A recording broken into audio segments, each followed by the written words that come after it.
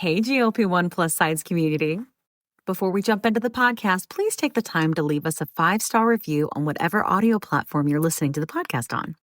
Share your story and how the podcast has helped you. This will help us get referred up in the audio platform so that we can reach more people that need our help, our support, and guidance from our doctors. Help us get loud and change things. Are you interested in understanding GLP1 medications like Ozempic, wegovy, or Mounjaro? Then join us on the Plus Sides, Cracking the Obesity Code, the groundbreaking podcast helping people change their lives one episode at a time. The Plus Sides podcast is a disruptor. We're breaking down barriers, smashing stereotypes, and sharing inspiring stories that'll leave you feeling informed and empowered. Join us every week to learn from doctors who are specialists around GLP1 medications like Ozempic, wegovy, or Mounjaro. They'll provide you with science and facts to validate these incredible stories. But that's not all. We'll also bring you the voices of the GLP1 Mounjaro TikTok community, real people who face the challenges of obesity-related diseases and disorders and discovered the incredible plus sides of GLP1 medications. Our episodes are filled with heartwarming stories, laughter, and moments of triumph. You'll connect with our amazing community members who are reclaiming their health and experiencing their fullest lives. Are you ready to embark on a journey of discovery and empowerment? Tune in to the Plus Sides, Cracking the Obesity Code, and together we'll change the narrative around obesity and end the stigma. Subscribe now on YouTube or your favorite podcast platform and join our incredible community. Let's celebrate the plus sides of life together because every story deserves to be heard. Every life deserves to shine, and everyone deserves access to expert knowledge and medication. The Plus Sides Podcast. You're not alone. It's not your fault. Hey everyone, before we dive in, I really want to share something personal with you. About, I want to say like 8 to 10 months ago, after losing 100 pounds on GLP-1s and keeping it off for a long time, I started regaining out of nowhere, and I was terrified. But I also started having hot flashes and bouts of crying and snacky cravings and waking up at 3 a.m. unable to go back to sleep. It turns out I was in perimenopause. So I started hormone replacement therapy, which is also called HRT, through a telehealth called Winona that specializes in this. And it changed everything. And now I'm sleeping better. And my hot flashes are all but gone, thank God. And I feel like myself again. And it turns out that you can actually start perimenopause as early as 35. And well, I'm 46 and she's here. HRT has really come a long way and there's just no need to suffer anymore. So if you're like this and you're in the same boat, you can check out buywinona.com and you can use the link in our link tree to save some money. Want the fastest working GLP-1? For half the price, Ro now offers FDA-approved weight loss injections cheaper. With results you can see faster. Lose 15% of your weight with the formula from Eli Lilly that hits not one, but 2 hormones to curb hunger and nausea. Weight loss faster, confidence higher, price cheaper. See if you qualify at ro.co/TV. Are you interested in understanding GLP-1 medications like Ozempic, wegovy, or Mounjaro? Then join us on the Plus Sides, Cracking the Obesity Code, the groundbreaking podcast helping people change their lives one episode at a time. The Plus Sides podcast is a disruptor. We're breaking down barriers, smashing stereotypes, and sharing inspiring stories that'll leave you feeling informed and empowered. Join us every week to learn from doctors who are specialists around GLP-1 medications like Ozempic, wegovy, or Mounjaro. They'll provide you with science and facts to validate these incredible stories. But that's not all. We'll also bring you the voices of the GLP1 Mounjaro TikTok community, real people who face the challenges of obesity-related diseases and disorders and discovered the incredible plus sides of GLP1 medications. Our episodes are filled with heartwarming stories, laughter, and moments of triumph. You'll connect with our amazing community members who are reclaiming their health and experiencing their fullest lives. Are you ready to embark on a journey of discovery and empowerment? Tune in to the Plus Sides, Cracking the Obesity Code, and together we'll change the narrative around obesity and end the stigma. Subscribe now on YouTube or your favorite podcast platform and join our incredible community. Let's celebrate the plus sides of life together because every story deserves to be heard. Every life deserves to shine, and everyone deserves access to expert knowledge and medication. The Plus Sides Podcast. You're not alone. It's welcome to the Plus Sides podcast. Well, tonight, ladies, we're going to be talking about something that is a big thing that I feel like we always hear in lives. And that for sure it's something that like even I have questions about. It's people who have had one of different kinds of bariatric surgery and who eventually gained their weight back or weren't able to get rid of the food noise, whatever it may be, and needed additional help and have started GLP-1s or want to. Or for people who maybe need to have bariatric surgery but want to start on a GLP-1, either because they want to see if they can lose all the weight that way, or they want to get themselves to a healthier place for the surgery to be more successful. So I think there's a home for it. And we're going to have on a doctor who is a professional and will help with that. But before we do that, we're going to have a story that aligns with what I'm trying to answer, because that's how we roll here. Hey, that's how we do it. So without further ado, I would like to introduce Brandi to tell her community story. Yay. And I want to give a special shout out for the pumpkin spice latte hair color. Oh my God, the hair. But no, what are you calling it again? Cowboy.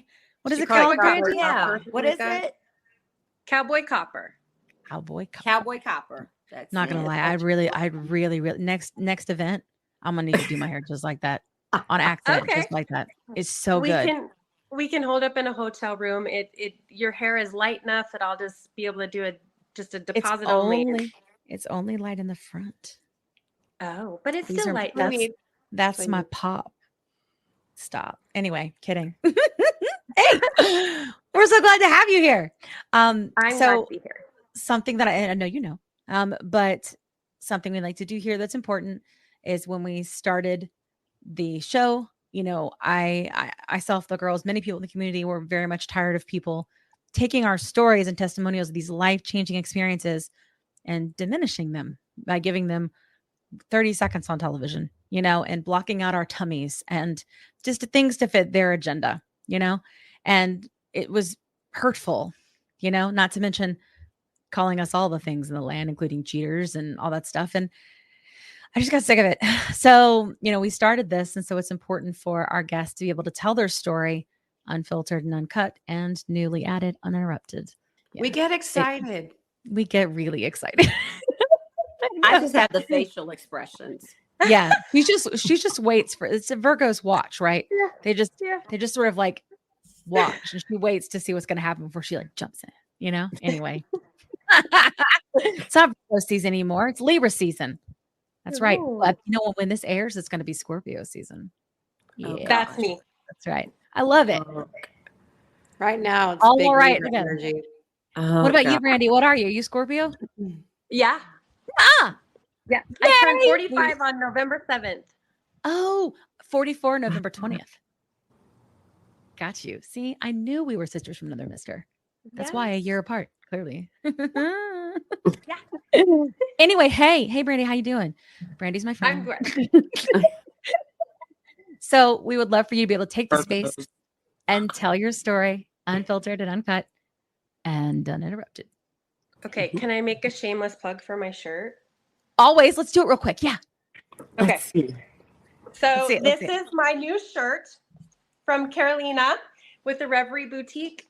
I love her stuff. We can be loud and proud about being Okay. GLP-1 baddies or PCOS baddies. Like, Yeah. you can check out her link and my stuff, but support her. Great. Yeah. Anyway, says Glutide Gang. I love it. Thank you guys for having me on the podcast. I'm super excited to be sharing my story with everybody today. I want to be loud and proud, and I hope that whoever is watching this and listening to this maybe resonates with my story, and it will give them some courage because maybe they're afraid like I was. But anyways, I live in big, beautiful Wyoming, and in my late teens, I got married pretty early, started having some babies, and the weight just started creeping on after having babies. I started noticing that the thought of food just constantly was in my head. Wanted to sit and eat carby, sugary, chocolatey, like all of the things, right? Get up in the middle of the night, have snacks. Some traumatic events happened in my life, ended up having a divorce, and pretty soon I'm nearly 300 pounds. And I have a binge eating disorder. I learned just recently. I did not know that that was a thing. I didn't know you could have binge eating disorder and it not be a purge thing as well. So if I'm being gross, I'm sorry. I'm not trying to be. All right, I'm going to interrupt you. And then I swear I'm going to shut up. We talk about all that here. Kat and I both have one. It's cool. Okay. Safe place. Okay. Yeah. Okay. So with that, I didn't know what binge eating really was. I just knew that I ate a tremendous amount of food all the time. And at one point I started looking into weight loss surgery, and of course the insurance did not cover it, but pretty soon in the future I had a job where it did. But then I started looking into it, and it was, you had to do this for 6 months, and then you had to do this for 3 months, and then you had to prove this. And I had to prove myself to someone sitting behind a computer saying, nope, I don't think she qualifies, decline, deny. And I'm like, no, you don't know me. You don't know anything about me. You're not sitting inside of me, right? So I started looking at weight loss surgery in Mexico. And I was alone. I didn't have anybody. I mean, I had my kids, but I wasn't living. I was eating so much food that I was maxing out credit cards. I was using credit cards to go out and just get as much food at different locations as I possibly could. They knew me by name in most of the drive-thrus in this town. They knew what kind of sauces I wanted. They knew what kind of drinks I wanted. I could just pull up and they knew it was me by the sound of my voice. And they're like, hey, Brandi, are you going to get the number blah, blah, blah, blah, blah today? Mm-hmm. Yep. And please, that's how, it wasn't just a Starbucks order. It was, I'd wake up in the morning.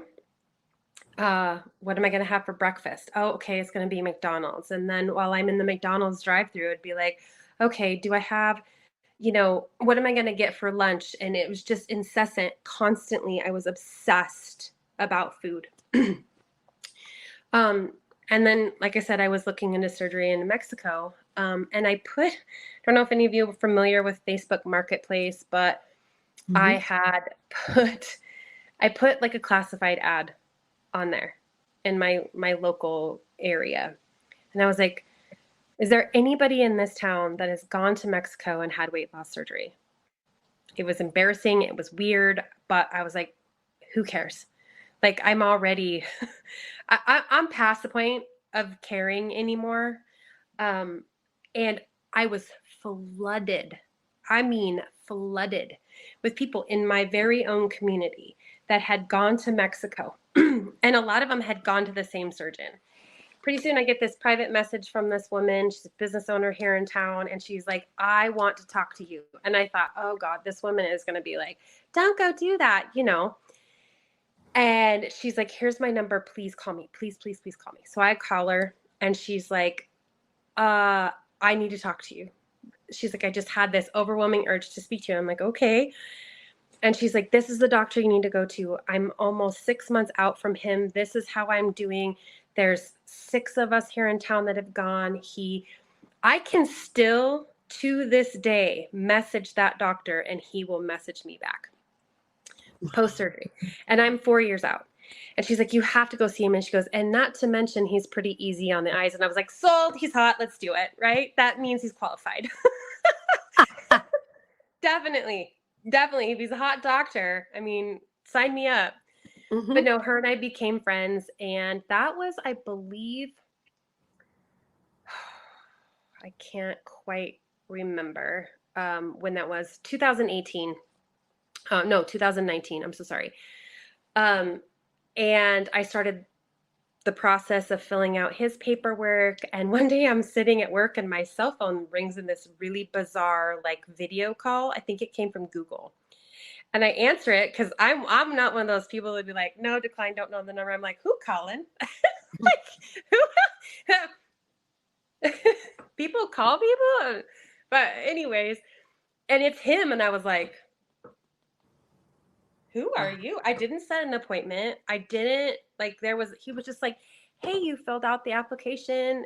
I just wanted to call you and see if you have any questions. And I'm like, lots of questions. And he's like, well, shoot, tell me. And so we talked for about 30 minutes, and he goes, you just let me know. You just let me know when you want in. I've got you. Found out I had a thyroid condition, probably part of my reasoning, because he required me to get blood work. He required me to be healthy enough to do the surgery. I obviously was not healthy. My A1C was pre-diabetic. I had sleep apnea. I was nearly 300 pounds. I had a thyroid condition that I did not know that I had. Mind you, I had multiple panels of blood work drawn, that a thyroid panel was in there, but not one time did the doctor say. And I sent him the work, and he goes, you need medication for your thyroid. We have to get your thyroid under control before we can do the medication. So I called my doctor here in the States, and he's like, well, your thyroid's fine unless you're having symptoms. I'm like, what are symptoms? And he's like, well, you'd be really very, very tired all the time. And I'm like, yeah, I'm all of those. And I'm fat. Like, duh. Yeah. I was just like, okay. So one thing that I did start learning, and if people don't know this is something that I always tell anybody that is of childbearing age when they are getting ready to go have weight loss surgery. You will become fertile myrtle. You can very easily get pregnant after you have lost all of this weight. So I was like, well, I'm single and I'm going to be skinny soon. So, So I went to that doctor and I was like, hey, will you still see me? Because that is also the other issue. When you go to Mexico, providers will no longer see you sometimes. They're like, you went to Mexico, you're on your own, right? And he's like, yeah, I'll still see you, but I caution you on this and I caution you on that. And I said, here's something that I need. And I'm just going to be real and honest with you because that's the story of the podcast here. I was not living. I, honest to God, was preparing myself to control, alt, delete, and exit the game of life. Like that was literally where I was at. So I told him, I said, I really don't care. This is my option to live. I'm not living. I'm eating myself to death. I'm in debt because I'm eating myself to death. I hate everything about myself. I don't even know who I am anymore.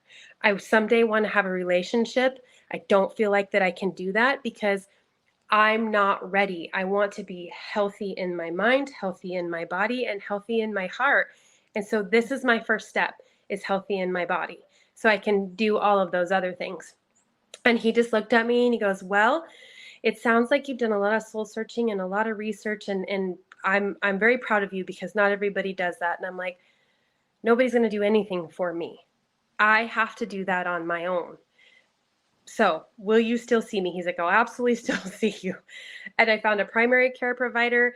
And in August, I flew to San Diego. I was picked up. I had gastric sleeve surgery. And in 8 months, I'd lost 100 pounds.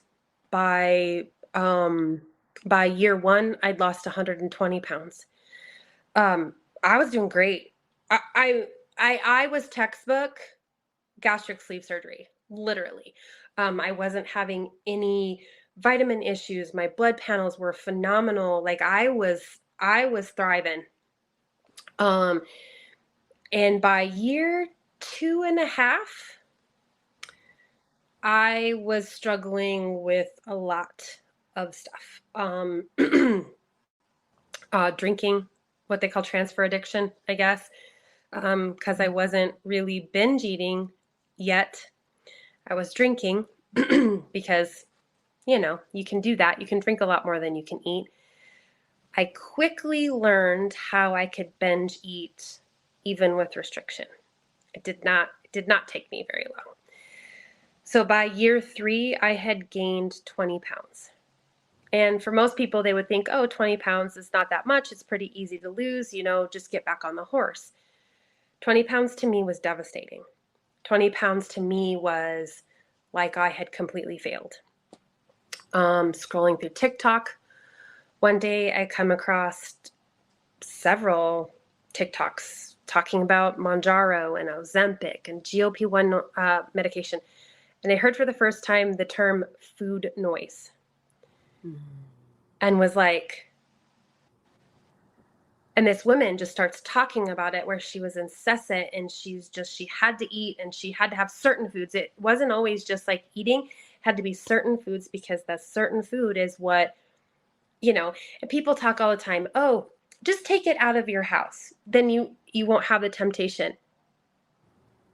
I'm going to get in my car at midnight and go find it. Like that doesn't work. Like this brain is like, no, you have to have it. I won't sleep until I get it. Period. So that was August of last year. In 9 weeks, I lost the 20 pounds with Mounjaro, which was like very quick. I didn't get over 7.5. Wow. So that was pretty, and then I was like, oh, okay, I lost that 20 pounds. And then I was like, oh, but I could lose more. Like if I lost more, then I would be in not the overweight, because I was still considered overweight, even at the 120 pounds that I had lost, right? Weight loss surgery. So 10 more pounds, I'll be what's considered at a healthy weight. I won't be overweight. I won't ever look at obese. So I did 10 more pounds.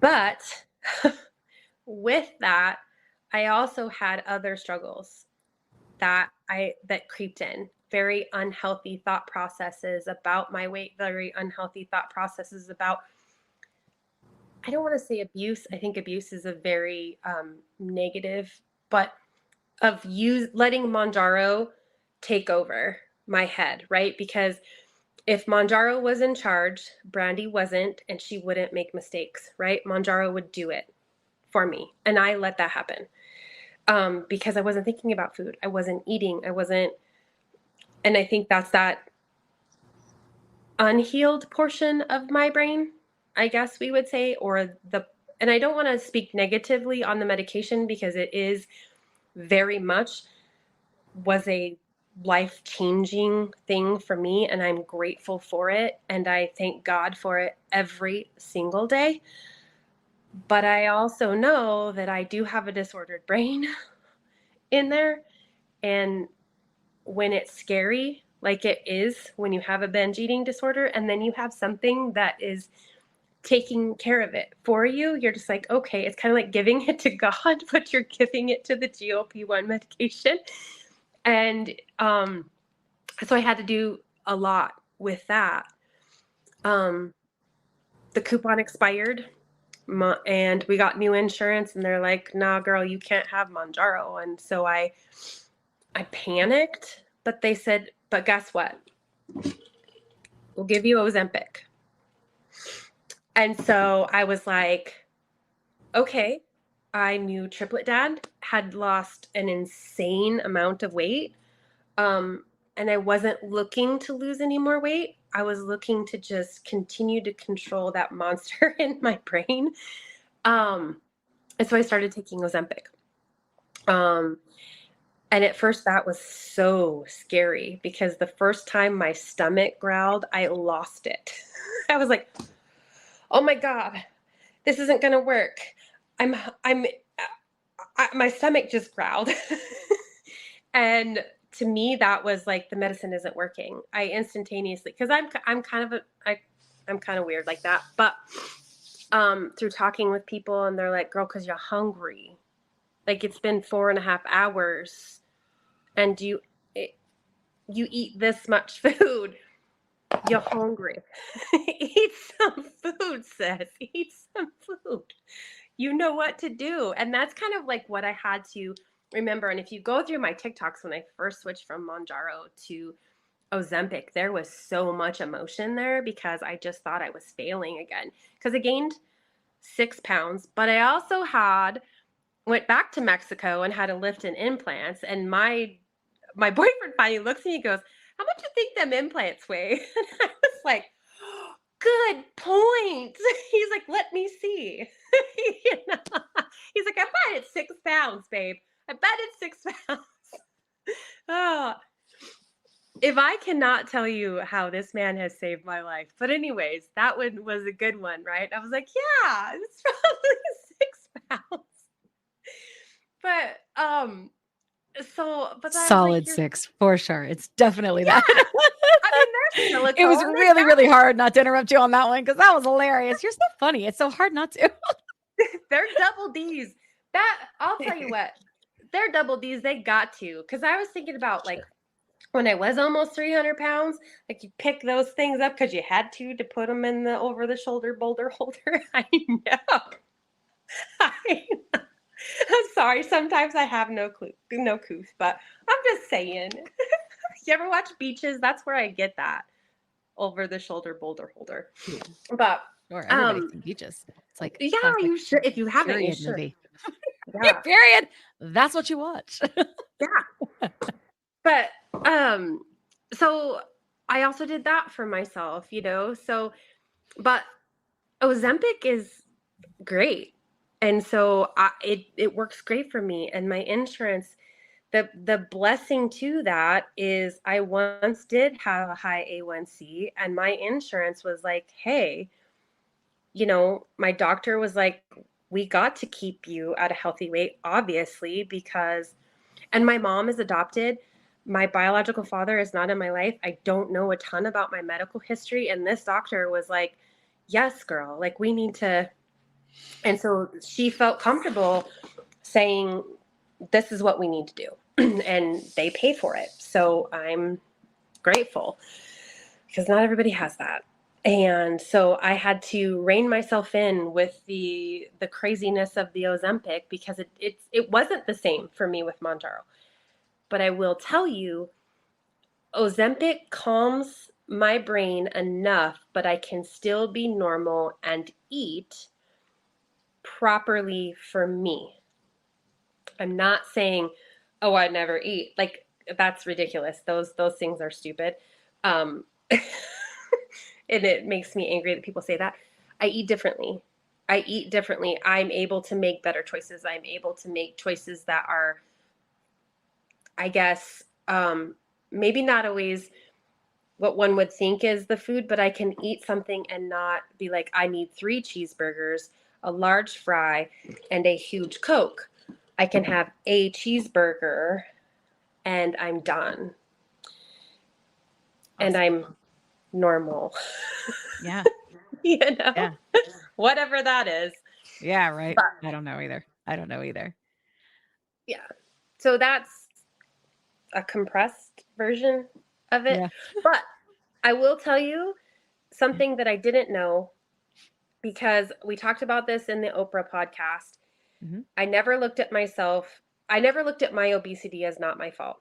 I always looked at it as mine because of the amount of calories that I consumed, because I did sit down and I calculated how many calories in just a normal day, and it was nearly 6,000 calories without binge eating. That was just eating food. That's a lot. So I never looked at it as this was just me overeating. So all of my friends that have that work out constantly, and I was not. So I felt my obesity was me. Sure. But there still is that not everybody eats that way. So there is something wrong. It's not just that the choices that I was making, it's the insanity that was going on inside my head all of the time. The person that I was extremely consumed by food. Also, what I didn't know that I learned is a lot of this is set on by trauma. And if you knew the trauma that a lot of us have endured, but the things that really set in motion the binge eating, mm-hmm. I was like, okay, that makes sense. Yep. Because why? Why did I start doing that? What? Because I didn't always do that. Yep. So I've learned a lot. Learned a lot. I think we learn a lot from each other. Do you know what I mean? Yep. Like in our community, I think it was really hard for me not to get emotional during your story, because like I relate with so much that's in it. And, I can see as your friend, when you talk about things, you're not always at a place of forgiveness, it seems like, of yourself. And it's not easy. And it's honestly, when you were describing like giving it to God, like the whole idea of giving it to God and giving it to the medicine, like that same letting go, right? Right.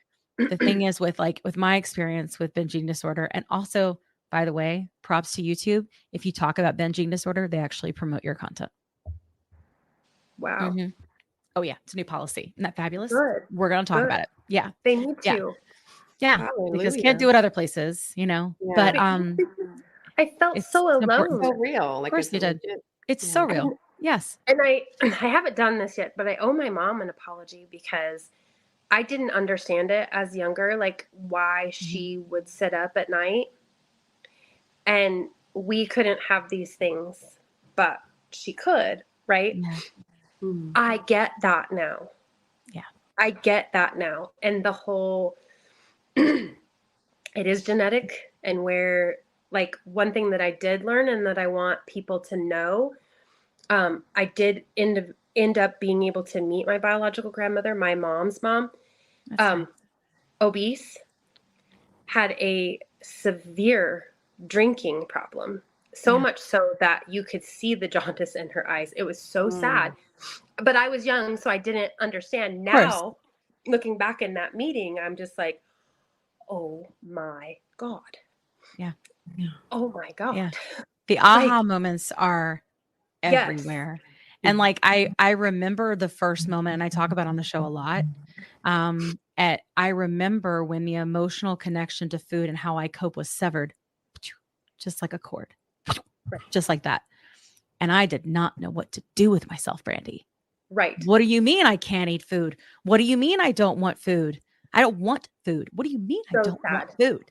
Like, what do I do then? I remember being like, how do I don't like, and the panic and then going through that emotional piece and being like, holy shit. Well, nothing works. It wasn't my fault. Right? Like, if you can take a medicine and I when I first started explaining, I was like, I don't know, a hormone that makes your gut right. I was like oversimplifying. And I was like, and then it stops. Then it wasn't. And I remember all of the times that I would go on a diet, which was about every 3 to 6 months, my entire life, right? But it would come back. So when we had Dr. Rosen on the show, who is a bariatric surgeon and also treats with GLP1s, he was on the show and he was like, but it was your brain, right? Like, no matter what, whether you had surgery or not, your brain, because you have obesity, was going to try to trick you into, like, that's what it is, right? It's trying to trick you, feel like you have to have it, right? Because it thinks you do. It thinks you do. So when you fix the thing, right, then this gets fixed. And it comes down to the brain. So the amount, I feel like, of healing, but like Kat and I can for sure, like we have had trauma, and there is something that happens with that. Yeah. Food is a mind altering substance. Yes, it is. It's an addictive substance. Well, and for me, Mounjaro took away my want to drink, and it took away my want to smoke. So like all three of my vices, food, drinking, and smoking, were like, poof. And it wasn't probably all obesity. Like, it was probably all obesity. You know, well, I'm just going, what do I do? Where do I go? What do I focus on now? Because I've got nothing, and I was so sad. So much and life to live now. Right. I can go live my life because, like, my boyfriend, it was so funny when we first got together. He's like, do you want to go fishing? And I was like, how long are we going to be there? Because I need to know how many snacks to pack. I need to know. Oh, part of that, you know what I mean? And he's like, well, we can eat breakfast and then we'll probably be. And I'm like, no. Yeah. Nope. I have to have a snack because I will guarantee you in 35 minutes, I'm going to want to eat something. Yes. And so we had a cooler everywhere we went. That poor man was like, what snacks would you like me to bring you? Yeah. Now it's like, just you, babe. Just you. You're the only snack I need. I did love when you were telling your story and about when you mentioned about gaining the 20 pounds and how you were like, that equaled failure to you. And I get that. I had that same thing happen. So, you know me, like I had lap band in 2007. God, that's crazy to say that. I lost a lot of weight. I kept it off a long time. I had a couple miscarriages, eventually had my son. And I don't regret it. I don't regret the surgery. It got me to a place where I could be a mother. And I love being a mother, you know, but I wish I had known these medicines existed, or that some doctor would have said that, or some doctor would have checked my hormones or something, because one, I'd probably have more kids. Right. And two, maybe when I gained that 20 pounds, like I wish I had been as brave as you were and said, hey, like I gained this, but instead I shamed myself. I started to binge eat again. I told all the negative self-talk, like you said, like negative self-talk, abuse, like that's what you're doing to yourself, right? I remember when that happened. I remember thinking to myself, like legitimately that I was a lazy piece of crap and that I was pathetic. And I would constantly tell myself that, because how could you possibly binge eat when you have a lap band? How pathetic are you that you are drinking? This is what I used to think to myself. If you are drinking water and eating cereal and whatever it is because you feel like you have to fill yourself up constantly, right? And at the end of the day, it was because I have obesity and it is a chronic disease, you know? But nobody ever told me that, not even when I got my lap band. Nobody said that. It was hey, you're pretty young. I was 27. They're like, hey, you're pretty young. Like we can always take it out kind of thing, you know? But I do think like you, like the combination of the two is very good for me. I don't feel like I need to have my lap band out. I have no problems with it. I think that plus GLP-1 is a really good thing for me, you know? So right. I can relate with so much of that. And I get so many questions, and I know Journey does too, in lives from people who have had surgery. And then I think sometimes there's people, right? Like we know, like Triple Dad, right? Who's been on the show, where he is now at the path where he's like, the amount that I need to lose, I'll probably have to do surgery to get there, but he's doing as much as he can on GLP-1s, right? And then there's other people, I think, who, you know, are like us, right? Like they had the surgery, they didn't get all the way there and they need help to get all the way there, or they gained it back and they need more help, you know? So I think it's sick people that need medicine. And I'm tired of people talking about it as anything but that. Sick people need medicine.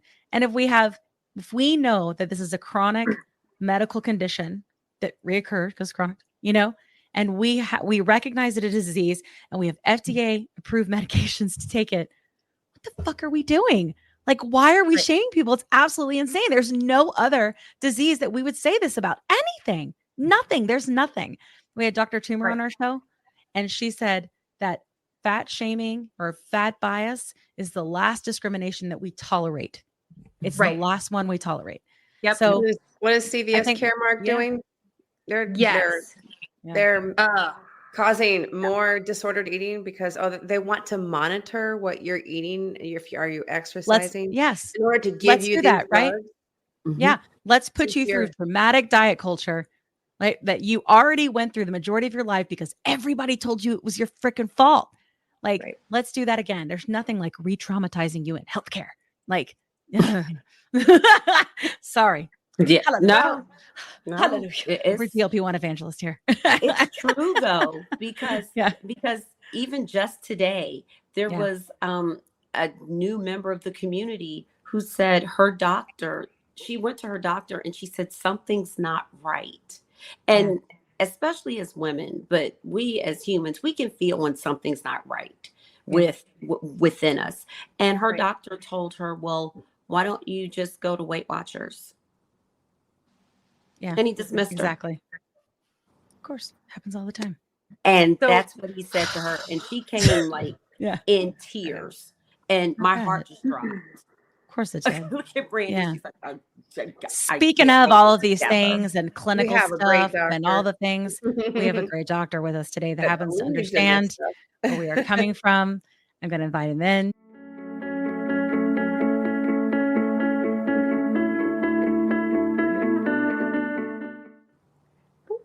Well, hello. This is Dr. Kais Rona.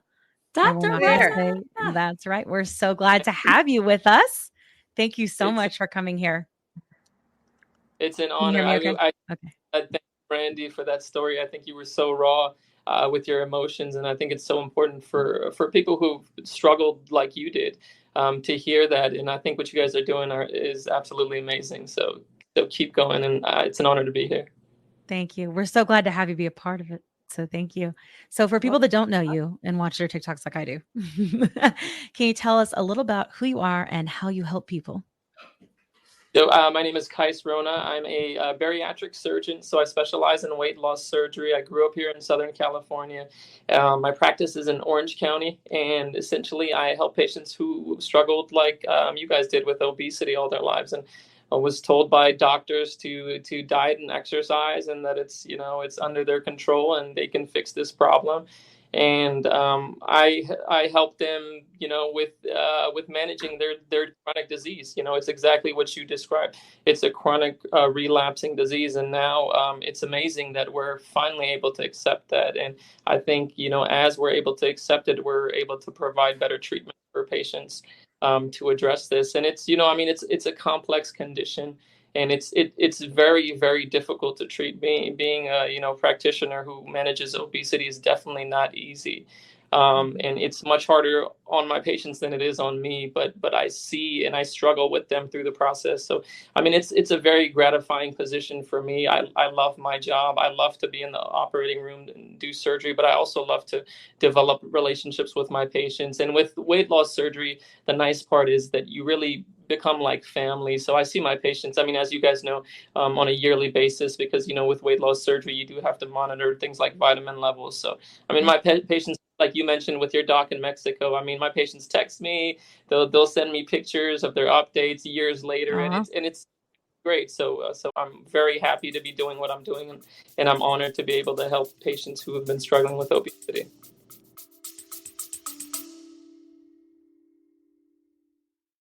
Quick pause here. I've had moments on my GLP-1 journey where insurance changes or rising costs force me to look for a new provider. And honestly, that process can feel very overwhelming. But that's why the Plus Size podcast is partnered with GLP Winner to give our subscribers a resource to help them make that decision easier. GLP Winner is a comparison platform that lets you explore telehealth providers in all 50 states, whether you're looking for brand name medications or compounded options.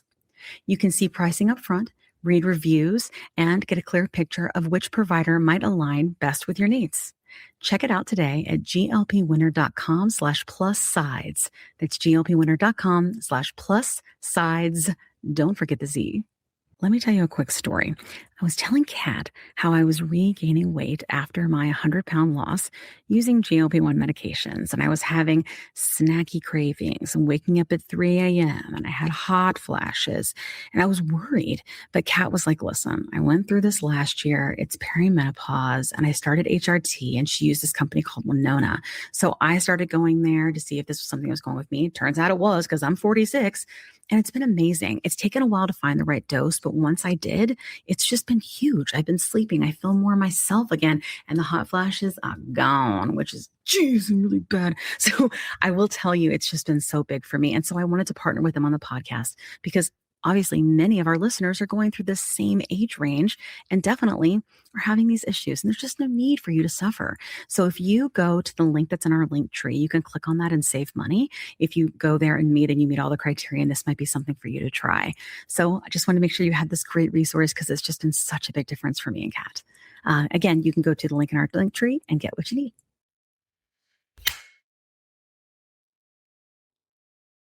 $20 a week to lose 20% of your weight in a year with diet and exercise. That's the power of GLP-1s through Ro. Ro helps find the medication that's right for you, based on cost, availability, and your weight loss goals. Losing weight with GLP-1s is possible through Ro. That's awesome. I'm curious, like when you were in school and you were like, I think I'll be a doctor. And then you decided to choose a specialty. Like, why did you choose obesity? Why did you choose, like, in terms of being a surgeon? Why were you like, this is the kind that I want to do? What was that driving force? Yeah, that's an interesting question. And honestly, it never even crossed my mind. When you're in residency, you get exposed to all kinds of different operations. So you do pediatric surgery, trauma surgery, oncologic surgery, which is cancer surgery. And so one of those rotations is bariatric surgery. And I was always kind of I gravitated towards laparoscopic and robotic surgery, which is minimally invasive surgery. I'm really good at it. And one of the most complex operations that's done laparoscopically is the gastric bypass. So it's a very challenging operation, but also a very gratifying operation. So naturally, I chose bariatric surgery as my route. And as I did more bariatric surgery and got to learn a little bit more about it, I understood, the importance of the education and the counseling and building relationships with your patients. That's what really kind of drew me and what was really great for me. So that's how I ended up in the field. And I'm really glad I chose that field, just because, like I said, you develop these invaluable relationships. Yeah, that's awesome. That's very awesome. Okay. I'm going to build on, well, I'm going to ask the question now. Could you describe for us some of the varied types of bariatric surgeries there are and what the procedures entail? And also if there are any procedures that may or may not be covered by insurance, like if there's new ones coming out and things of that nature. Sure. So when you think of bariatric surgery in general, I like to categorize it in terms of restrictive and malabsorptive operations. So restrictive operations are operations that decrease the size of your stomach. So the most common one is the sleeve gastrectomy. And the sleeve is the most common weight loss operation that's done in the US. Before, it used to be the lap band. Now the lap band has decreased in terms of volume. It's kind of gone out of favor, and the sleeve is the more desired operation by patients, and patients tend to have better outcomes with it.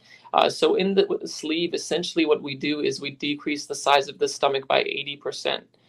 So typically a normal stomach is about the size of a soccer ball or a ball, and can fit 2 liters of food and fluid. We remove or excise 80% of the stomach, turning it into a banana. So a significant portion of the stomach gets removed, and that causes hormonal changes that help induce weight loss, but also causes what's called restriction. So you eat a small amount of food and you feel full. The other category is called malabsorptive procedures. These are a little more complex. An example of a malabsorptive procedure is the gastric bypass. So the gastric bypass, essentially what we're doing is rerouting the intestines.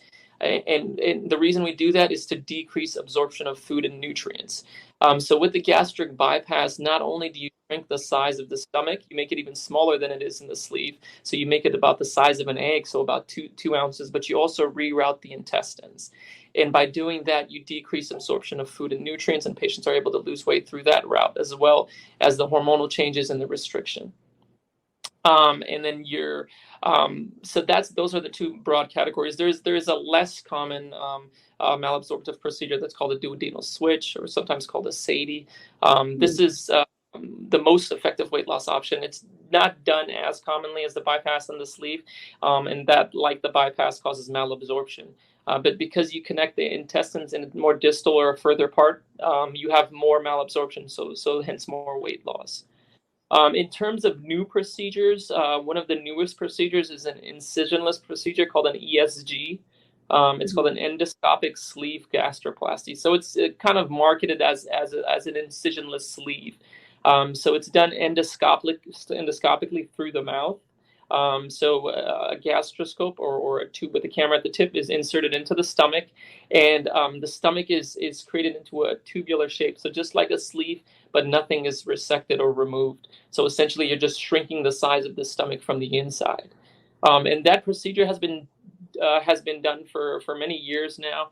In terms of long-term outcomes, because it's a newer procedure, we don't have good data on the long-term outcomes. But in general, it seems like it's about half as good as a sleeve. So in terms of weight loss, a sleeve usually leads to about 20 to 30% total body weight loss. So if a patient weighs, let's say this is just to make it easier, 100 pounds, they should expect to lose 20 to 30 pounds. With the gastric bypass, because we're not only shrinking the size of the stomach, we're also rerouting the intestines, you get more weight loss. So typically with the bypass, patients can experience anywhere between 30 to 35% total body weight loss.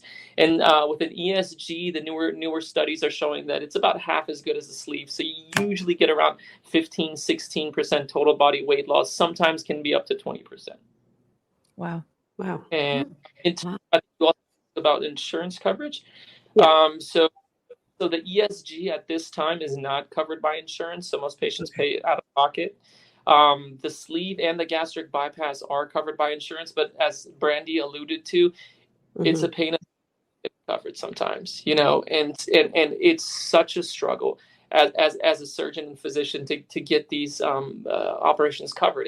And sometimes we have to do what's called a prior authorization. We get on the phone with the we have to plead our case. Like this patient, has a BMI of 37. They have diabetes. They have high blood pressure. And so you have to kind of plead your case to get it approved a lot of times.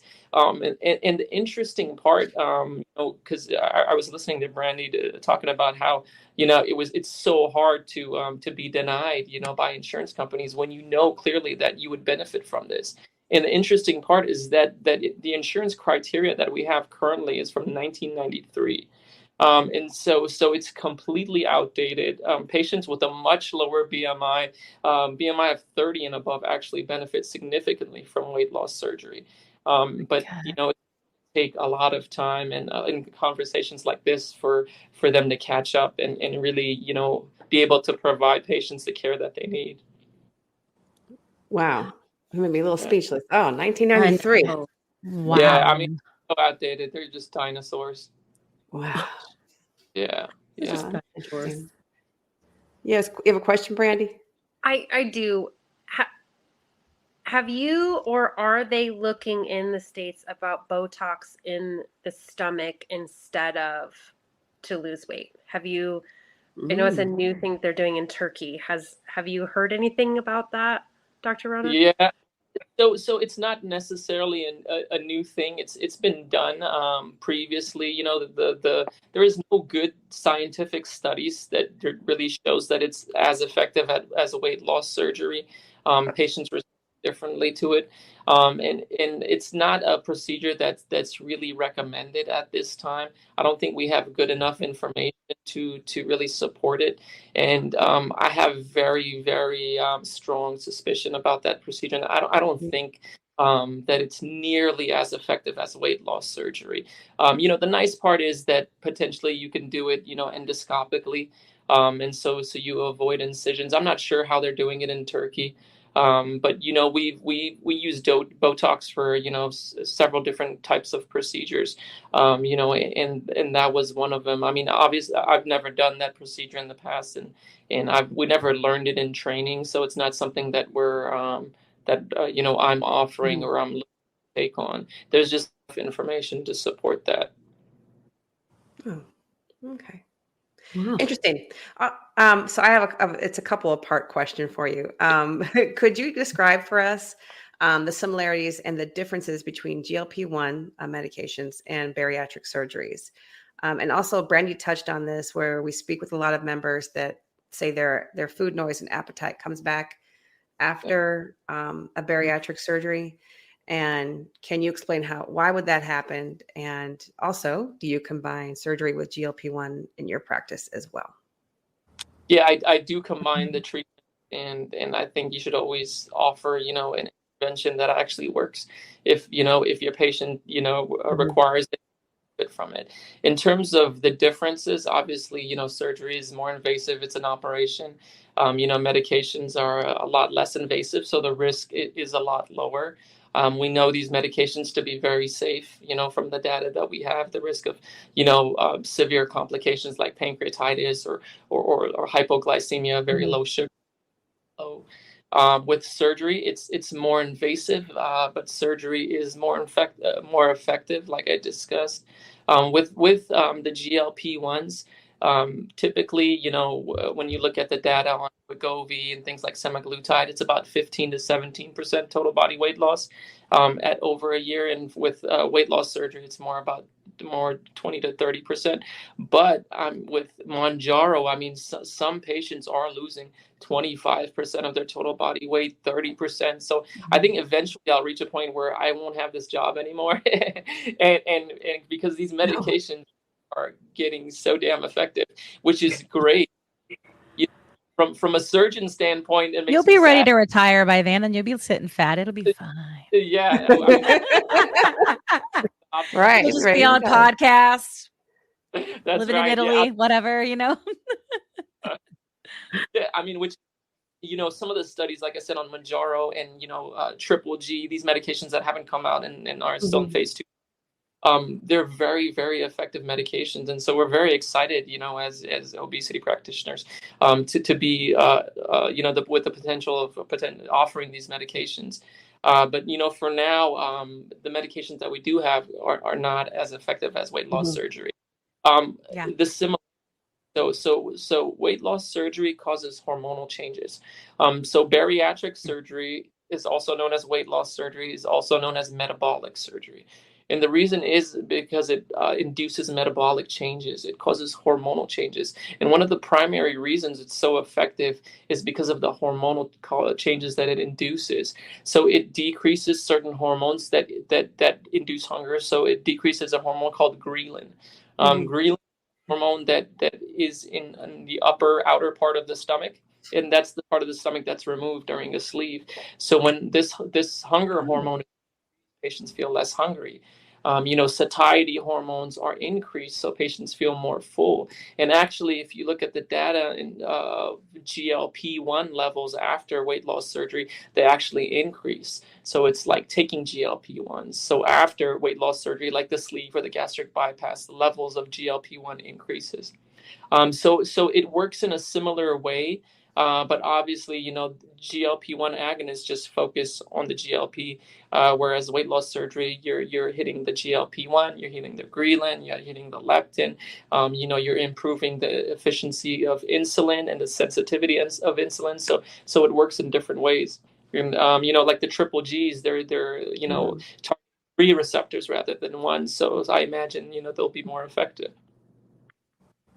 So how does regain and the food noise come back if the ghrelin and the external hormones are somewhat removed? That's a very, very good question, and that's a question that practitioners don't really have an answer to, and it's hard to know. But what I imagine is over time, the effects, these hormonal effects, disappear, or they decrease, and these hormones kind of start to rear their ugly heads, right? So you start getting that hunger again, and you get that food noise. Oh, let me have a little, another piece, or you start getting the cravings, and so is that over time these hormones that are being affected recur, and you get increasing levels over time. I mean, from our data, weight loss surgery has very, very good long-term outcomes. At about years, the majority of patients are able to keep their weight off, but there are a significant number of patients that can regain weight. In some studies, it can be up to 30%. It really depends on how you define weight regain. It differently, whether it's an increase in 50% of your lost weight, or once you reach a BMI above 30. So in all these different studies, they define weight regain differently. So it's hard to get a concrete idea of what the rate regain is, but in general, the vast majority of patients who have weight loss surgery tend to keep the weight off. Although you start to regain some of the weight, like Brandi had mentioned, after a couple years. Sometimes it's a little earlier, but usually it's around 2 years after surgery. The max benefit from surgery is within the first 2 years. Okay, interesting. And adding on to that, so do any neurological, of course, we touched on hormonal as well, changes occur both when your body gains or loses weight? Yeah. And could you describe that for us? Yeah, I'm sure the other physicians on the podcast have discussed the fact that obesity is a chronic inflammatory disease. So obesity is really a unique condition or a unique disease because it affects every single part of your body. And none of diseases do this. Obesity affects every organ system from your head down to your toe, whether it's causing headaches, increasing your risk of things like Alzheimer's, causing cardiac effects. It affects the endocrine system. It affects the renal system, your kidneys. It affects, your joints. So essentially, it's a condition that affects everything, absolutely everything. So it's a chronic inflammatory disorder. And when you have chronic inflammation in the brain, you get things like cognitive impairment. Like I said, it increases your risk of Alzheimer's. It can increase your risk of depression, obviously psychiatric disease. So it's really a disease that is pretty it's all encompassing and pretty devastating to the body, especially if it progresses to the point where your BMI is in the severe obesity category, and now you have a BMI of 40 and above. And it also increases your risk of mortality. If you look at a graph of mortality, which is the risk of death, if you graph the risk of death against weight, the graph looks like this. And actually, it's pretty flat. And once your BMI reaches 40, it curves. And so your risk of death increases as your weight increases, because it's a condition that affects every part of your body, from your heart to your lungs to your kidneys, to your bones, and obviously your brain. Wow. Nobody has ever said, and we've had all the doctors all on, encompassing, has ever said, one, that it's all encompassing, and no one's ever called it like a chronic inflammation issue. Like nobody's ever said it. We always talk about inflammation, but we don't talk about like that core of it. Like, and we all for sure, like, like I would take this forever just to keep the inflammation away, like, and not hurt my organs, like trying to process friggin' whatever anti-inflammatories, NSAIDs, Absolutely. And inflammation, it's important to remember that inflammation is the source of a lot of cancers. And so obesity is a significant risk factor for many cancers. And so when we're able to manage obesity and improve and reverse obesity, we can decrease the risk of many cancers, and which is amazing. So it blows my mind that it's still considered, with all of this, all these facts and all of this data, they can come and say it's cosmetic. That an insurance company can say it's cosmetic. It's unbelievable to me, and it makes me angry.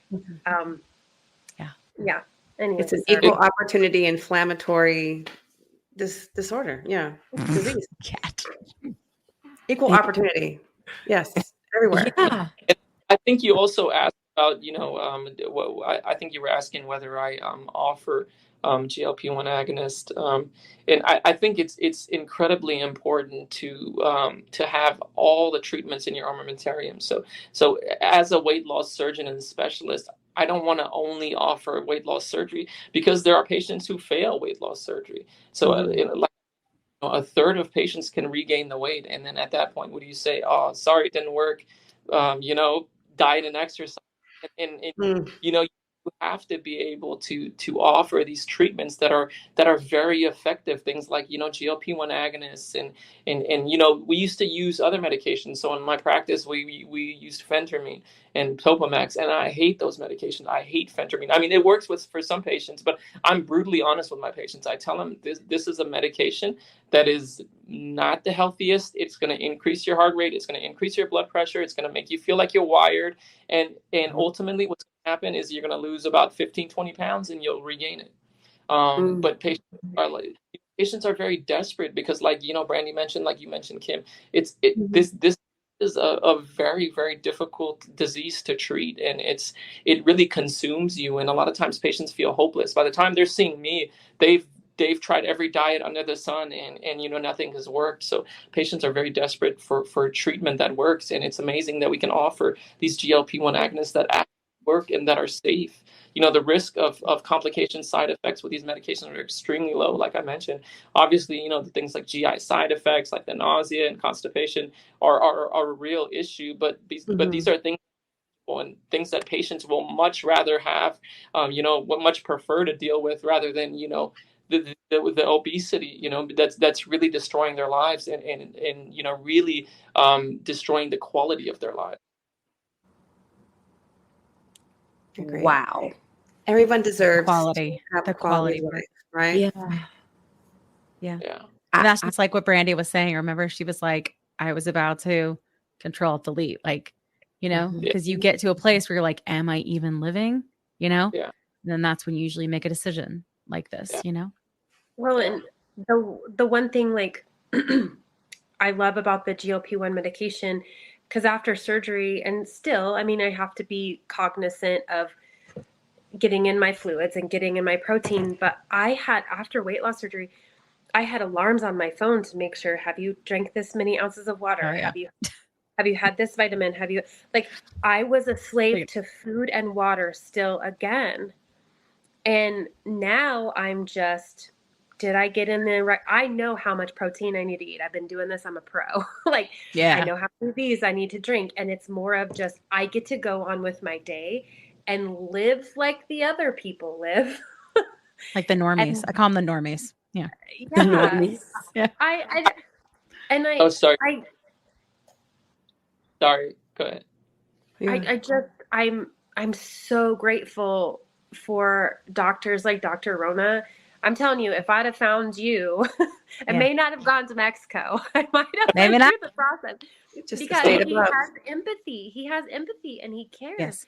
There's other weight loss surgeons. They are not like him. And No. your patients, They're not allowed on this show. so incredibly lucky. They're Your not. patients are so lucky. And I am grateful for you. And I think that you are amazing. And thank you from me. Thank you from me. I appreciate that, Brandi. And those are very, very kind words, and I appreciate that. And it's, like I said, it's an honor for me to be able to help patients. I think one really important thing that I do want to kind of clarify is I don't want to glorify GLP-1 agonists. And this is really important. And I think it's amazing that you're having great outcomes with GLP-1 agonists, but there are a not insignificant number of patients who don't have good outcomes, and they're on social media. You see, I lost 70 pounds in 3 months. I lost this much weight in 2 months, and they feel terrible about themselves because they see everyone having such great.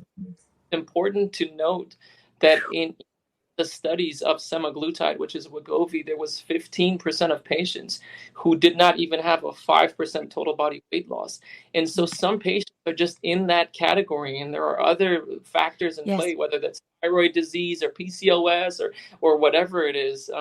And so it's important to understand that and not feel like a failure, and not understand that not everyone is losing a ton of weight on this medication, and some patients are having side effects, and some patients aren't losing weight, and that's not your fault. You may just maybe a non-responder, and some people are non-responders to surgery. Some people are non-responders to GLP-1 agonists. So don't. Thank you for saying that. We have so many friends. So many friends in our community that are like that. And though, look, I'm one of them. I have friends who've been doing this the same amount of time that I have, and they've lost 150 pounds. And I've lost 80, and I bounce back. I have a lot of set points. I've been at this a minute, and but we have so many. I have one friend's like, hey, like it's been 20 and I've been at this a year. There are so many things like that, and I totally agree. Like the social media piece, that's one thing that JT and I really try to do on our lives is we go, and when someone's a non-responder, we say, hey, it's not your fault. You may just not be one, or hey, maybe a different one. Maybe the Mounjaro was right for you. Maybe. There are other options And I don't think people realize that all the time. So thank you for saying that, because we try to iterate that, and it is often, I think, muted in social. So I appreciate you taking the opportunity to do that, because there's also people who do get very sick from it, like who cannot take any of the side effects, or who do get gastroparesis. And when it comes to that, because we really haven't talked about that on the show, like how much do you know about that? Because we haven't talked about it, and it is off book. So if you don't know, I just delete it. Sorry. Gastroparesis or gastroparalysis, or however they say it. That's something that sometimes people have, right? It's not all fun and games all the time, right? Some people have struggles. So gastroparesis, first of all, is a rare gastroparesis to the point where patients are symptomatic from GLP-1 agonist is rare. So typically these medications cause gastroparesis. Gastroparesis, by definition, is essentially poor contraction of the stomach. The function of your stomach is essentially to move food, to basically crush food and move it through into your intestine. And when you're gastroparetic, your stomach is like a floppy balloon. It just doesn't squeeze the food as well, and that food tends to hang out in your stomach. Okay. This medication, E1 agonist, it causes gastroparesis. It slows down gastric emptying, and that's normal. That's why some patients may feel a little bloating, and some patients may feel a little nausea. What they think is acid reflux is food that essentially hanging out in the stomach longer than it's supposed to. Sometimes gastroparesis can be severe, and this is very rare, less than 1% of the time. Severe to the point where patients are having nausea, vomiting, severe abdominal cramping, and these are patients who shouldn't continue the medications. But most patients have very mild symptoms, and those symptoms usually tend to go away. It's present in the first couple of weeks or when you increase your dose, and then they tend to go away. Yeah. But what about go ahead. It's important to understand that gastroparesis is a normal effect of the medication. It slows down gastric emptying. So when people get off the medication and they still have it, they still are having this paralysis, right, if you will. What is that? That's, from what I understand, that is also very rare, right? So technically, when you take the stimulus away, the gastroparesis should go away, right? Okay. But in some patients, I mean, I read that, on, I think it was on some news or some article, that, some patients were having gastroparesis despite not being on the medication or discontinuing the medication. I think patients, they probably already had an underlying predisposition to having gastroparesis.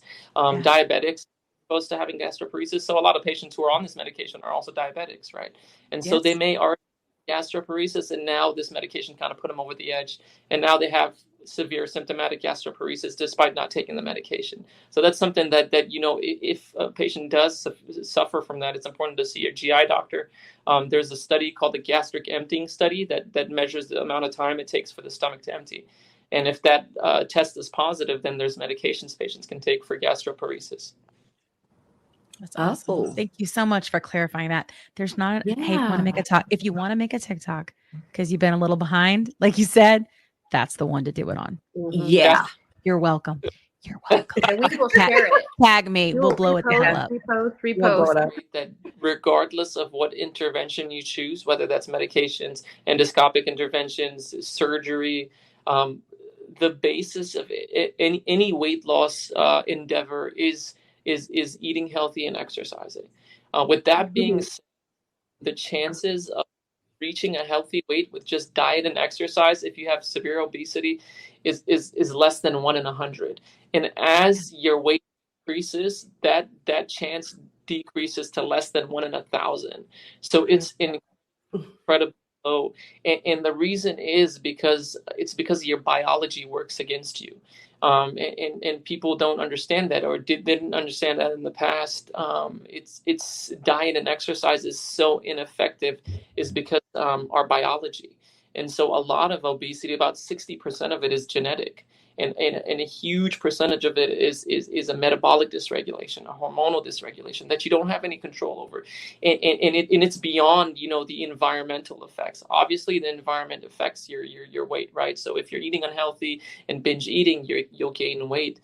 But your chances of reaching a healthy weight with just diet and exercise is extremely, extremely low. And that's why bariatric surgery exists, because, the majority of patients, the vast majority, over 99% of patients who try to lose weight or reach a healthy weight with just diet and exercise fail.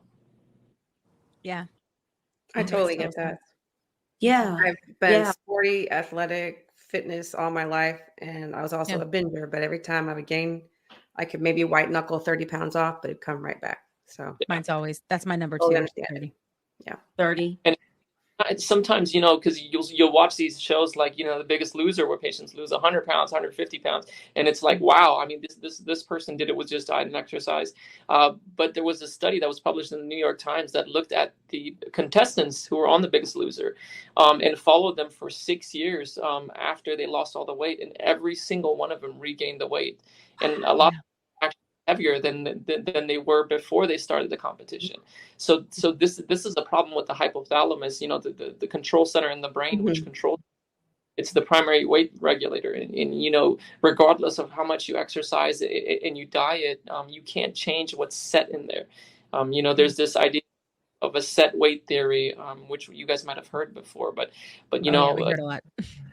The idea, you have a preset weight, and your body tries to keep you at that weight, and so it's very, very difficult, and it's it's a struggle for patients, because you take the onus, and you blame yourself, because the idea is, if I eat healthy and I exercise, I should be able to lose the weight and reach a healthy weight, but that's not the case, and we see it so many times. I see it every single day. I mean, I had a patient who was in my office yesterday, a young woman who was sobbing. She was in tears because her 8-year-old son refuses to hold her hand when she drops him off at school, because all the kids make fun of him because his mom is overweight, and she was just in tears, and it was so heartbreaking for me, because it's what do you say to that person, when your child doesn't want to hold your hands because of something you can't control.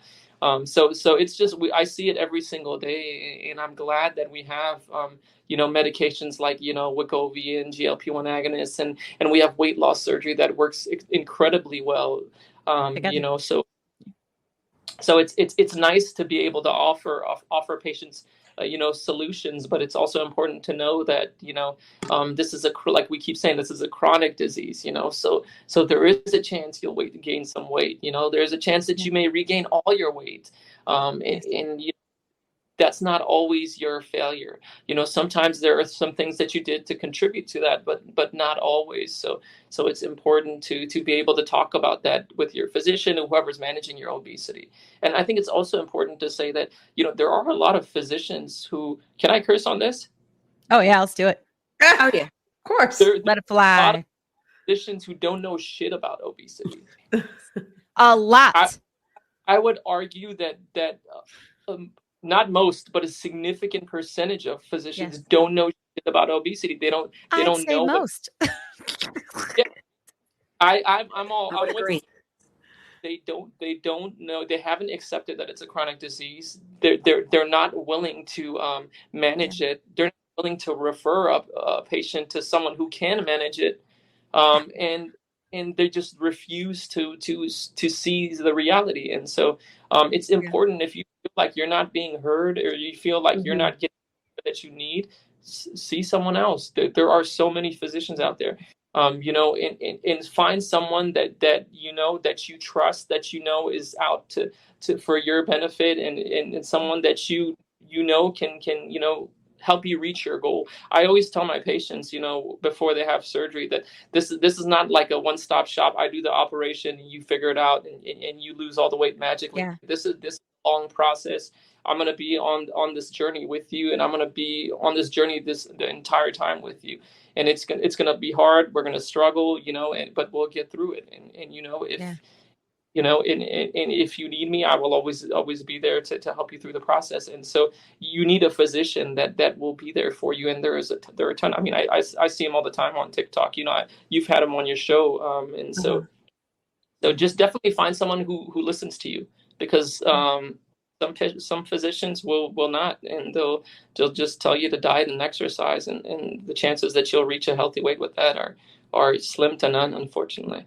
Yeah. But like, I see Brandi, because she and I have had very similar, right?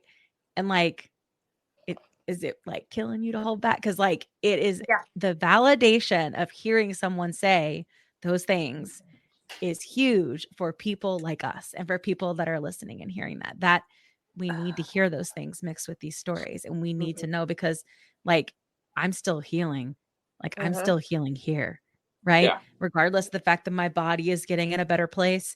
And my doctor called me relatively healthy the other day, and I was like, stop it. Like, it's like, I'll take it in a day, and things like that. Like, we're still doing so much healing up here and forgiving of ourselves. And it's like you said, there are things that you do that contribute to the weight stuff, but why'd you do them to begin with? Right? Why was that happening? And so I think it's really nice to hear you say these things. And there will be a lot of shorts of this episode. This one is like gems. I will tell you, I have wanted to start a traveling business where I go with my friends to their doctors and be like, and I talk for them and be like, oh no. It's called an advocate. No. You can do that. Patient advocate. I do want to be an obesity advocate because here, I just have to tell this story really quick because it's absolutely appalling to me. So I don't know if you saw my TikTok about my friend who went to the doctor. She was on board with giving her Wegovy, which her insurance pays for. Okay. Mm-hmm. She said, let's do blood work. Amen. Obviously, baseline. Sure. Let's see where you are. That's a smart doctor. Comes back to review her labs, and the doctor goes, you do have high blood pressure, so we are going to want to put you on a blood pressure medication. But I think I'm just going to ask you to work out and eat a little bit better and see where it goes from there. Livid. Like, I lose it. I lose it with this friend. I'm like, no, you're not. Woman is new to this practice. This practice just announced, good news. Said doctor is now offering Botox. Oh, Lord. What? So my wrinkles need to be taken care of, but my chronic obesity does not. And don't get me wrong. I need both. Girl, you go get your Botox. Girl, you go get your Botox. You get your filler. I'm for it. I'm for all the things. Because I went and got implants. All right. Like, I got everything. We're team all the things. Yeah. Like, I am 100% on board with tweaking it all. But for you to advocate for looking better, but not being healthier is like, I feel like that's like Brandi, like what that screams to me. And I would love to know what Dr. Rona thinks is that doctor does not want to deal with PAs. That doctor does not want to have to deal with the back and forth of dealing with the insurance company, regardless if it's covered or not, because they know it's going to be a giant pain in the ass and take a lot of time. That's what I hear. Because Botox people are paying cash, Oh, yes, indeed. Yes, indeed. I see. Yeah. Obviously insurance coverage is a significant obstacle. Yes. A lot of doctors are just unfamiliar and uncomfortable and using these medications they haven't used before. But for a primary care doctor, Ozempic is a fairly common medication that's used for obesity. Sure. And this is similar. So I think it's wrong to deprive a patient of a treatment that can actually work and help them. But at the same time, it's wrong to do something you're uncomfortable with. But refer the patient to someone. Refer them. Thank you. Just refer. Thank you, because that's the thing that blew my mind. I'm going to give you this pill for your high blood pressure, which losing weight is probably your obesity is probably the cause of her high blood pressure. I'm just going to go. I'm no doctor, but it's because math. It's girl math. I could not. I literally wanted to drive to the practice and be like, I need her to come out here. I want her to explain to me. We don't even have to talk patient. Like, I know because HIPAA, but explain to me.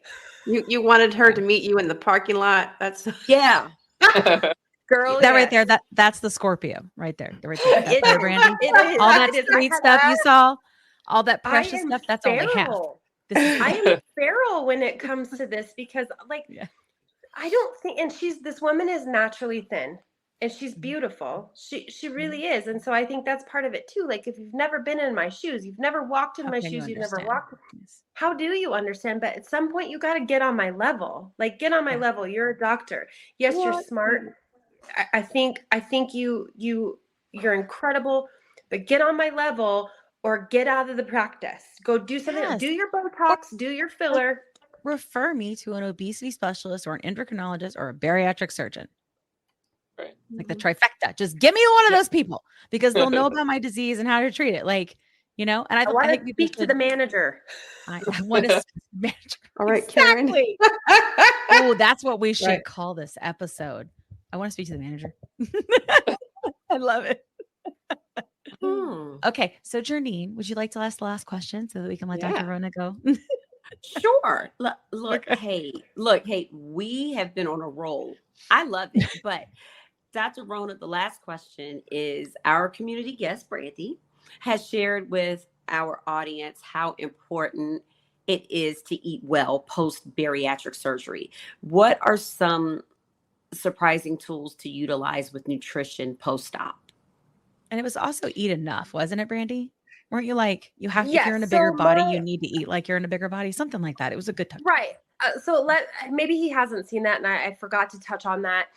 Is like we are so conditioned by diet culture, 1,200 calories or 1,100 calories or something like that. But I mean, when you have bariatric surgery, obviously that is kind of where you start out. But when you're 300 pounds and you're starting on a GLP-1 journey, like you can't cut your calories down to 1,000 calories, and then at some point your body's going to be like, what? I'm starving here.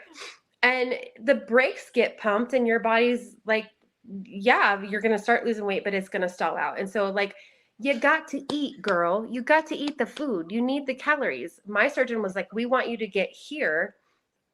Like his was like, I need you to start focusing on getting in your nutrition, and calories are key. You're going to have to eat. And so that's the biggest thing that I preach to my friends, especially when they say this all out. And they're like, well, I'm eating 1,000 calories. I'm like, girl, you weigh 230 pounds. Your body, it's like trying to get 600 miles on a quarter tank of gas in a vehicle that gets 13 miles to the gallon. Yeah. Not going to happen. You're not getting there. And what happens if you do eat 1,000 calories a day and you weigh 300 pounds? What happens there? Go ahead, tell us.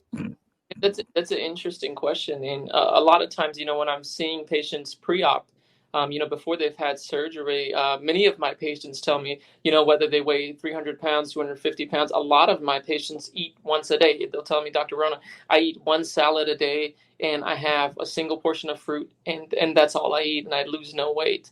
And that, I tell them exactly what Brandi just said. I tell them you need to eat more. You need to eat more to actually lose weight, which sounds counterintuitive. What essentially when you're depriving yourself or having this one meal a day is your metabolism is just going down into the gutter. And so despite the fact that you're having such low caloric intake, you're barely burning any calories to help offset that. So time you're not losing much weight at all. And obviously with the predisposition to obesity and the hormonal and metabolic issues that we talked about before, I mean, this patient's not going to lose weight. So a lot of times I tell them, increase your protein intake. You need to make sure you have at least 20 to 25 grams of protein per meal, and you need to eat more. You need to have multiple meals, at least 3 meals a day, and make sure they have enough protein. I generally tell patients to try to avoid the processed carbs. Obviously, I'm not trying to create any food fear or anything like that, but in general, I tell patients to increase their protein intake, make sure they're not, really restricting themselves, make sure they have a well-balanced diet and try to avoid things that are obviously, not as good for you, things like soda and sweets and things like that. But it's also important to note that, it's not a one size fits all. Your advice or my advice and my education really needs to be catered to my patients because will respond well to multiple small frequent meals and another won't. And so you really have to see what works for the patient. And sometimes it's just trial and it's just kind of finding that right concoction that works for them. And every patient is different.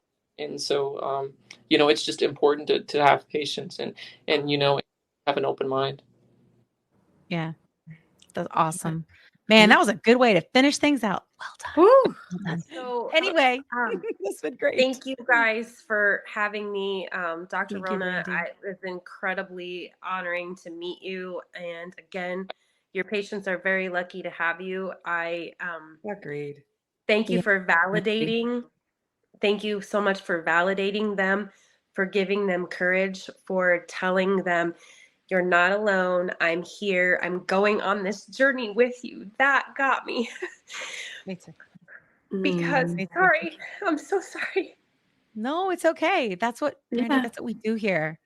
We talk So about it and we many heal. of us feel so alone. And this right here has been a life-changing, not even just the medication or my surgery or anything, but finding these people, finding my people, finding providers that don't look at me and tell me that I'm crazy, finding a provider that will validate and say, I'm taking this journey with you is, feels so good to hear that. And so thank you.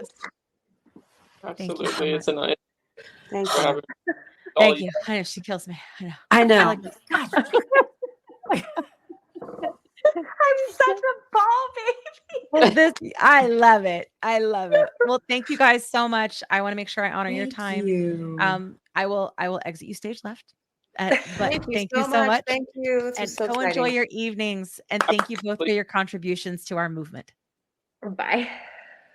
oh my Yay! gosh.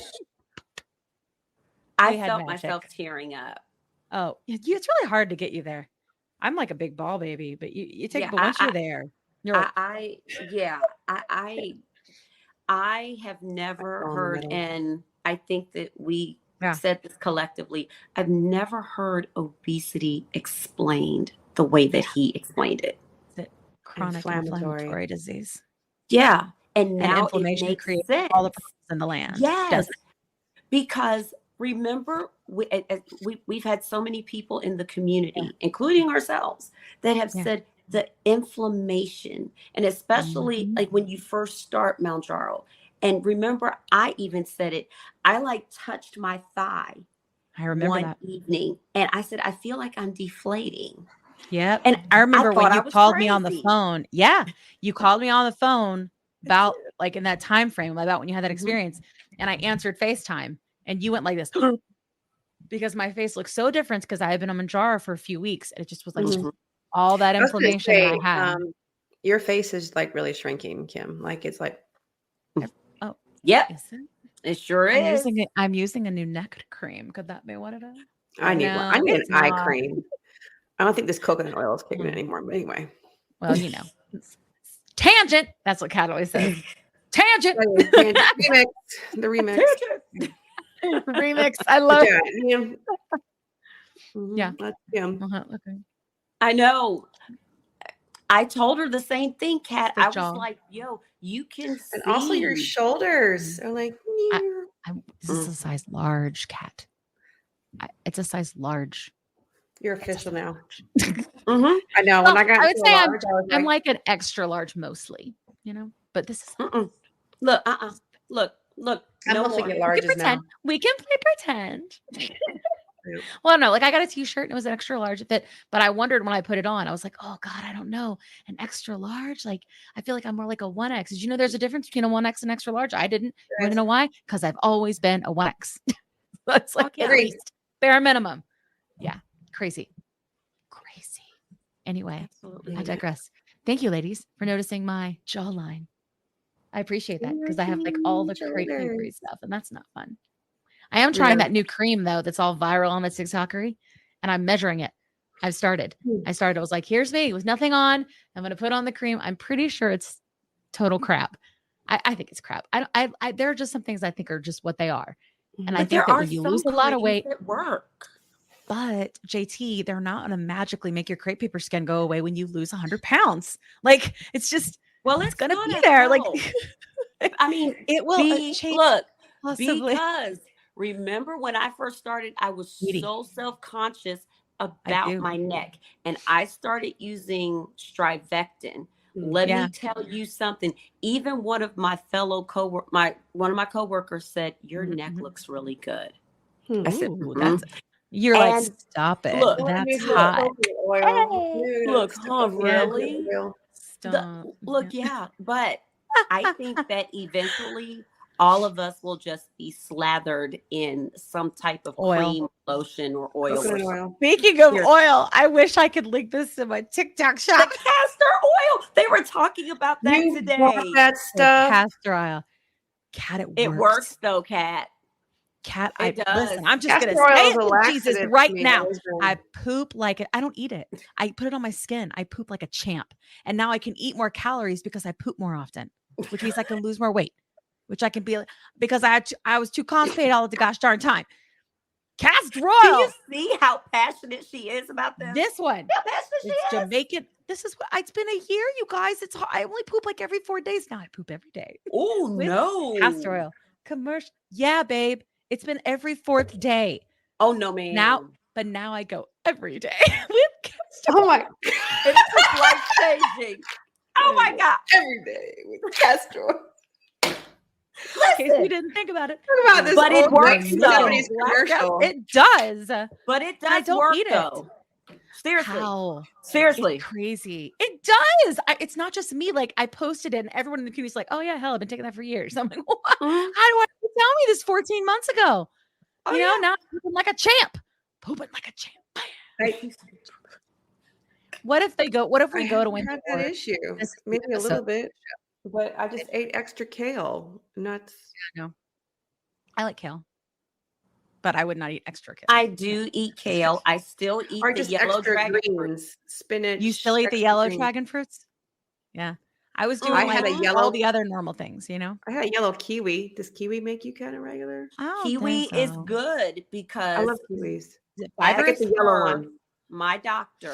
And I don't And take the I skin off. I eat the made- skin because not hairy. Yes, but if you can eat the skin, that's even better. But according to my doctor, she Yes. always said Gross. with eating a pug. The fiber, yellow is not furry. It's not furry. The yellow is No. not furry. but the green is furry. Still. But my Yeah, doctor I said got cut off. to help get your fiber in, apples, pears, or kiwis, and yellow dragon fruit. She said Yeah. those 4 fruits will help. It's been like a mind shift for me though, where I've been like, oh my God, I'm eating so much food. And then I look and I'm like, no, that's just like, it's twice as much as you were eating because you weren't eating hardly anything, which we've just talked about is it helps you lose weight if you eat. Like you have to fuel, right? And like, I'm just excited. And you want to know why I'm excited? Because Jamaican She's- castor oil. And it's making you do what, Kim? Like a champ. Look at Kat. She's like, oh God. This is what they're going to play when we win the award, the Cheers Choice Award or any award Like a on champ. stage. Remember that Yeah. time? Forgive mistake of poop. I don't care. I do like a champ, but I'm stoked about it. I feel like such a winner. Even advocates and GLP-1 evangelists need an opportunity to step away from things and live our lives. So there are That's going to be exactly the time. times where JT's not going to be here, where Kat's not going to be here, and even I'm not going to be here because we have to be able to have time to live our lives. We fight all the time, you know, but we need a minute sometimes, right? Because that's what keeps us going. We need to get refueled, you know? Anyway, hey guys, we should probably end the show now. We should. And for all of you diehards that are still here, we love you the most. Heck yeah. Look, Just so we you know. love you. We love love everybody, but we love you the most. If your name is Tay, you're one of them. Heck Sabrina. yeah. Let's do shout outs. Sabrina and Shell, and of course, Lydia. We love you the most. No one's watching with them. Okay. Hey, let's end it. Do you guys have NSVs or are we just going to like go and go to bed? Because I'm tired. That was a good one. I have an NSV. What is it? I can, well, my trainer had to call me out on it. I didn't realize, I posted this on my TikTok, but she said, why can't you point your toe and put it in through the loop? Because I'm so used to being big and I always had like girth right here. I would Totally. over bend and compensate and stuff. Yeah. But I was like, oh, wait a minute. I had problems at first, but I can do it. My trainer called me Like out a on it. She's champ. like, you got to start. She told me I have to start working on more on balance because I don't have mass here anymore. So Yeah. I call it an NSV. I think that's a great NSV. I love when I that believe happens. that is an NSV. Heck Yeah, yeah. me too. Look, Like I remember when I hell first could take yeah. a shower. Hell yeah. I remember when I first took a Hell shower and I kept yeah! like, hell yeah, it is. You know what? And Hell yeah. did you guys hear Kim's dog's claws in the Oh, could background? you hear? That was Kratos. And I Kratos. remember looking at him when I was making it and I go, shut up. It was was so I expect passionate. to hear dog noises behind in your background all the time. I know. It's not a fun also hears post my from pug. you, Kim, if there's no dogs. Like I'll be sending her a message and my pug is next to me going, and she's like, I'm like, sorry, that's the pug. And then I just keep talking like nothing's there. It just cracks her up. You're used to it. Hell yeah. Hell yeah. Hell yeah, it is. Hell yeah. Go use that sound. I want to use it again. Hallelujah. Go use that sound. Go use that sound. It's going viral. Let's keep having it go viral. Yeah. Anyway, NSVs. Right, Everybody else? NSVs? I don't have any more today. I just got Green in a shirt met that's a large. I'm feeling good about that. So those are NSVs for the week. Yeah. Yeah. That's it. Huzzah, huzzah. Yeah. Hell yeah. So we will see you next week. Next time. Pasta. Interested in understanding GLP-1 medications like Ozempic, wegovy, or Mounjaro? Then join us on the Plus Sides, Cracking the Obesity Code, the groundbreaking podcast helping people change their lives one episode at a time. The Plus Sides podcast is a disruptor. We're breaking down barriers, smashing stereotypes, and sharing inspiring stories that'll leave you feeling informed and empowered. Join us every week to learn from doctors who are specialists around GLP-1 medications like Ozempic, wegovy, or Mounjaro. They'll provide you with science and facts to validate these incredible stories. But that's not all. We'll also bring you the voices of the GLP-1 Mounjaro TikTok community, real people who face the challenges of obesity-related diseases and disorders and discovered the incredible plus sides of GLP-1 medications. Our episodes are filled with heartwarming stories, laughter, and moments of triumph. You'll connect with our amazing community members who are reclaiming their health and experiencing their fullest lives. Are you ready to embark on a journey of discovery and empowerment? Tune in to the Plus Sides, Cracking the Obesity Code, and together we'll change the narrative around obesity and end the stigma. Subscribe now on YouTube or your favorite podcast platform and join our incredible community. Let's celebrate the plus sides of life together because every story deserves to be heard. Every life deserves to shine, and everyone deserves access to expert knowledge and medication. The Plus Sides Podcast. You're not alone. It's not your fault. Let me tell you a quick story. I was telling Kat how I was regaining weight after my 100-pound loss using GLP-1 medications, and I was having snacky cravings and waking up at 3 a.m. and I had hot flashes, and I was worried. But Kat was like, listen, I went through this last year. It's perimenopause, and I started HRT, and she used this company called Winona. So I started going there to see if this was something that was going with me. Turns out it was because I'm 46.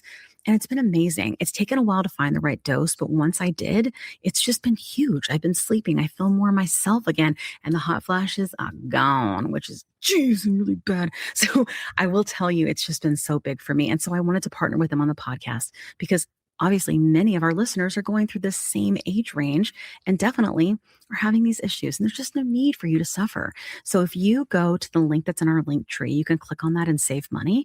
If you go there and you meet all the criteria, this might be something for you to try.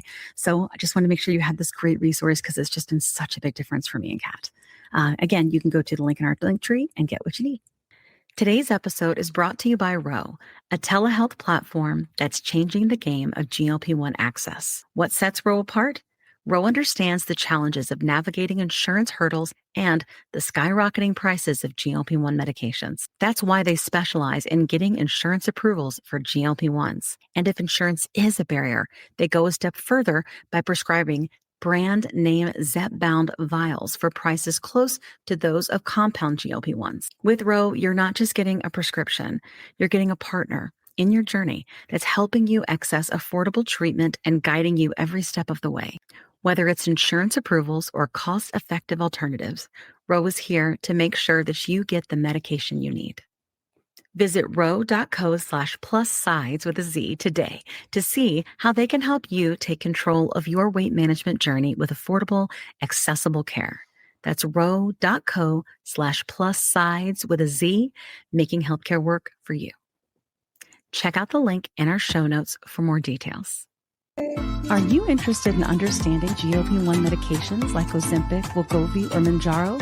Then join us on the Plus Sides, Cracking the Obesity Code, the groundbreaking podcast helping people change their lives one episode at a time. The Plus Sides podcast is a disruptor. We're breaking down barriers, smashing stereotypes, and sharing inspiring stories that'll leave you feeling informed and empowered. Join us every week to learn from doctors who are specialists around GLP-1 medications like Ozempic, Wegovy, and Mounjaro.